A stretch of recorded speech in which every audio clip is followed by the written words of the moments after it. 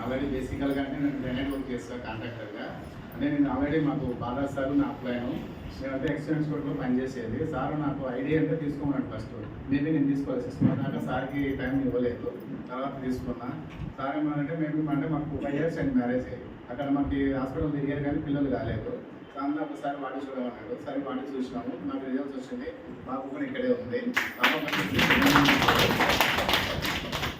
1 month ఇక్కడ. మనకి ఏంటంటే నాకు బయట కూడా ఇన్కమ్ బాగానే ఉంది మేబీ. కానీ అక్కడ ఏంటంటే మనం ఎన్నో అబద్ధాలు చెప్పాలి. అక్కడ ఎన్నో అబద్ధాలు చెప్పాలి, మనం లేని కూడా చూపించాలి. అక్కడ ఇక్కడ ఏంటంటే మనకు అబద్ధాలు చెప్పాలని అవసరం లేదు.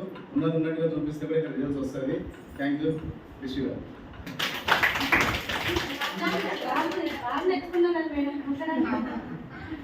Good morning leaders. నా పేరు ప్రసన్న. మా అప్లై వచ్చేసి బాలరాజర్ మొత్తం మేడం వెంకట్ సార్.